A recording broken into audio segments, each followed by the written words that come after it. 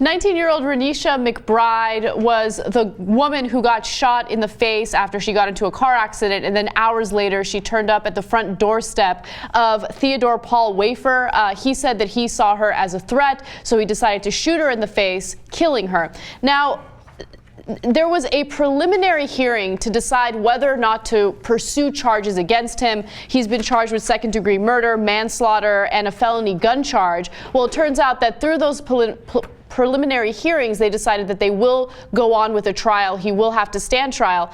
But there was really important testimony that occurred during the hearings that I think we should probably bring up right now. So when the story originally broke, of course, there were a lot of details missing. One detail was, all right, well, what happened between the car accident that she got into and the moment that she was at the doorstep? There was a 4-hour gap there, and we still don't know exactly what happened there. However, as soon as she got into a car accident, a woman by the name of Carmen Beasley called 911 immediately, came outside, and started talking to Renisha McBride. And she said that Renisha McBride was in shock, that her hands were bloody, and that she didn't know where she was going or what she was doing, and that she had lost her phone. She had no way of communicating or contacting anyone she knew because she couldn't even recall a single number.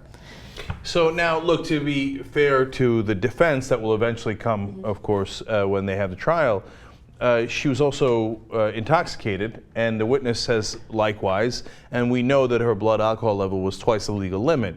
So that's going to be relevant in the case because she fled, presumably, maybe because she was just disoriented, but also maybe because she didn't want to be caught drunk at the scene. So we don't know, but yes, both are definitely possible, right? So the defense, I'm guessing, is going to say, hey, listen, this woman shows up at my door, she's drunk, and she's, making a racket and like it scared the hell out of me, and she's acting in crazy ways.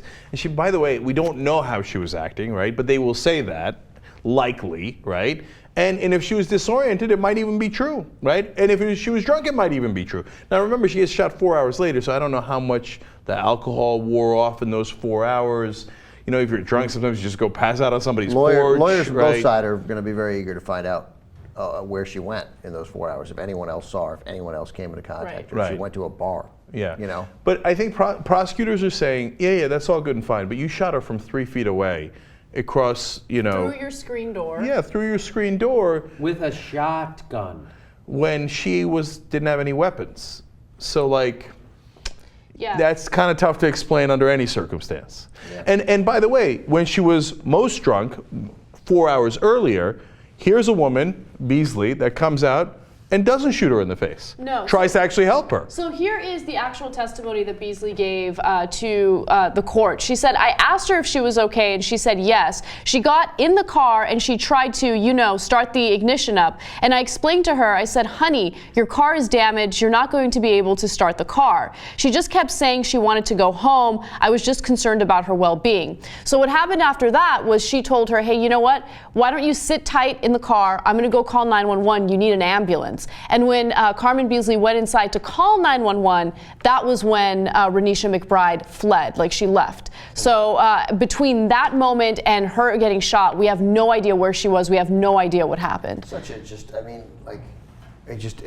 night could have gone so many different directions.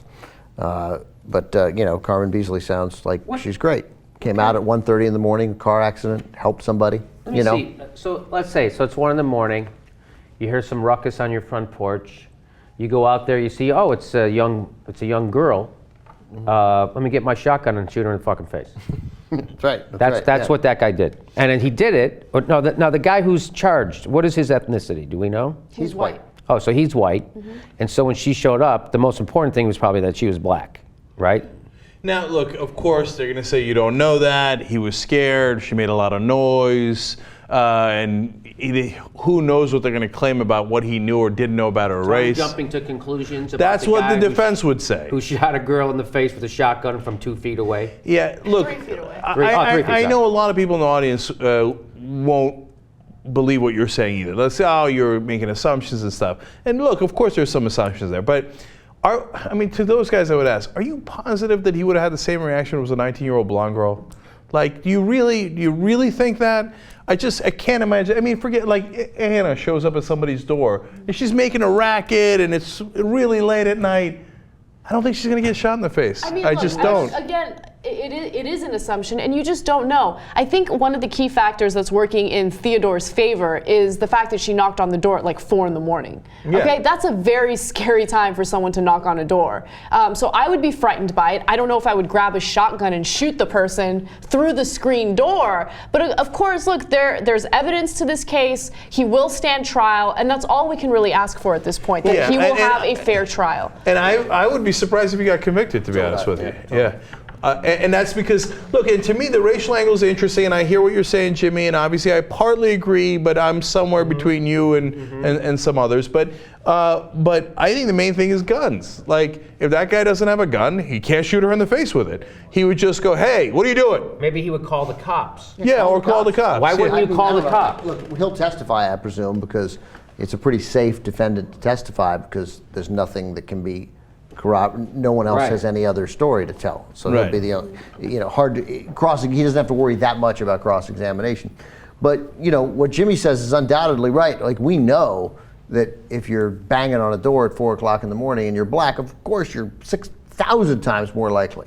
But that's really not relevant in this one case, right? Those odds, it's relevant in a bigger picture. And of course, for every black person out there, they'd be like, here we go again, right? But in this case, he'll be like, no, all he has to say is, of course not. Somebody knocked on my door. I didn't even see her face. I didn't know what color she was. It was dark. But it's hard to make the argument you didn't see her in the face when you shot her in the face. He was like, I don't know. I didn't even know where she was. I just knew somebody was trying to break into my house and hurt my family. I don't know whether he even has a family. He's going to say he's afraid she was breaking in.